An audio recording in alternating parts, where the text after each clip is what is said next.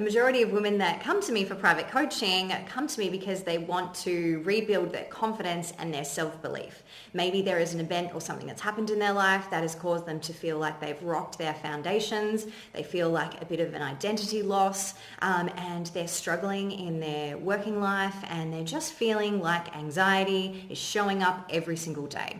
So we do the deep work to work through those fears, and there's something about confidence that I really want to share with you if you also are feeling a similar way and you're looking for ways to build your confidence at work predominantly or in relationships. So confident people seem to have this natural ability in their capabilities and their work. They appear to do everything and handle every situation with a total ease. And they're often positive contributors, good motivators, and they inspire confidence in the colleagues and other people around them. And these traits are really beneficial to have a successful career or business. Most of us, though, don't really find that confidence comes easy in the workplace. Many women struggle with a lack of self-belief and feel less than or not good enough. And this is where I help with coaching. Even more so if you're a person that has experienced a self-critical mindset, you've been through a negative experience where someone has criticized you, you felt verbally or emotionally attacked in the past, then your confidence can wane after those experiences too, of course. So a research study that I want to share with you done by KPMG's Women in Leadership Summit found that as many as 75% of executive women reported to having personally experienced imposter syndrome, meaning that they felt like a fraud or a phony at work. And 56% of career women were also afraid that people didn't believe that they were capable as expected. So if you felt that way too in your working life, then know that you are not alone. Confidence and self-belief are slightly different character traits, but both equally important to achieving an overall level of happiness and contentment within your career and within your life. Confidence comes from a trust in yourself and your capabilities. A confident person is someone who's going to acknowledge their achievements, their efforts, trust their own judgment, often without needing any external validation from anyone else. So when was the last time you stopped and acknowledged how far you've come? And when was the last time that you truly trusted and backed yourself, or did something without looking for the external validation? That's a big one. Self-belief is an underlying knowing that your worth and your value is rock solid, where you appreciate and accept yourself. Your core self-belief develops predominantly through childhood and is the result of your life experiences and interactions with the people who you grew up with in your external environment. Now, a person with rock-solid belief system meets life challenges with an inner knowing within their being that I've got this. I am good enough. Whatever comes my way, I can handle this, no problem. Self-belief ultimately feeds into confidence, but when a person is lacking in self-belief, you might be feeling incompetent or inadequate. You might be less productive from procrastinating and second guessing. Everything just feels overwhelming. Harder to make decisions, harder to know what direction to turn, and we get lost in self-doubt.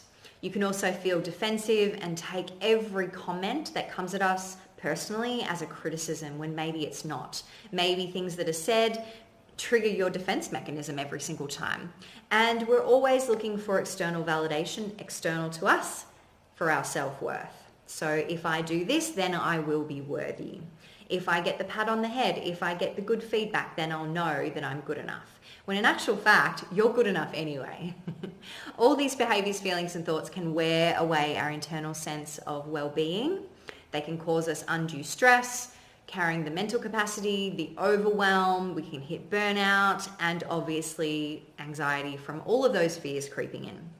Which is why I believe journaling affirmations each and every day in your journal is so important, because if you don't have self-belief and confidence right now, you are taking every day one step forward into bringing more confidence into your life by using those affirmations, by journaling those affirmations.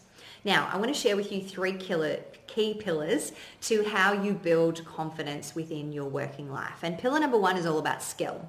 Learning a skill is the first step. Before you can become good at anything and feel confident in your capabilities, you must learn to master the skill that's required for the job, right? So I want you to ask yourself, have I learnt the skills that are required to do my role well? Are there any gaps in my skill set? What is something big or small that could help me to feel more confident in the role that I'm doing? Is there a skill that I'm lacking? Is there a skill that I could up level on? And I have no doubt that you're a resourceful person, but perhaps the missing link is just that you need to up your learning or some mentoring on a specific task or a specific skill to help you feel more confident to do the work that you want to do. Now, pillar number 2 comes down to experience. So next you take an action step where you practice using the skill that you've learnt to gain experience for the role, for the job. Often our mind is forced into fast forwarding into being expected to go from novice to expert in the flash.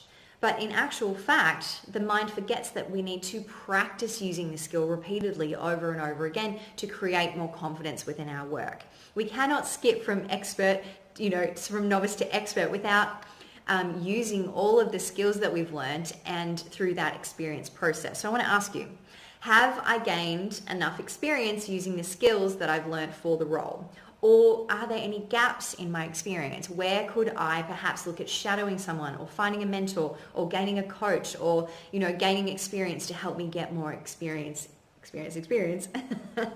for the role and the job that I want to do?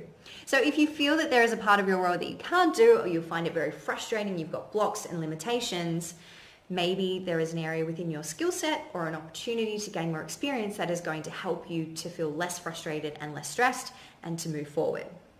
Now, pillar number 3 is all around self-belief. And self-belief is something that I believe is the missing link that we often don't think about in that confidence puzzle. Almost anyone can learn the skill and gain the experience, but as mentioned, true self-belief is knowing your worth and your value. So this is where you appreciate, and accept yourself fully as you are and everything that you do. So I want you to ask yourself, do I believe that I'm capable and worthy of this job? Do I believe that I am deserving of the rewards and recognition? Or do I believe that I'm worthy and deserving of my own acceptance and validation?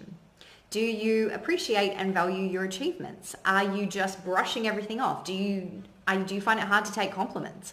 Are you ever looking for external validation only instead of knowing your own worth? My true belief is that you do not have to be perfect to be amazing. And the more that you like and accept yourself, believing in your value and your worth, the more confidence you are going to naturally feel and have in your capabilities overall. So if you have any questions on this topic or would like to explore private coaching for releasing your self-doubt and building more confidence, then please reach out to me or schedule a time to talk with me and we can talk about the next steps. Thank you. Wishing you all the best.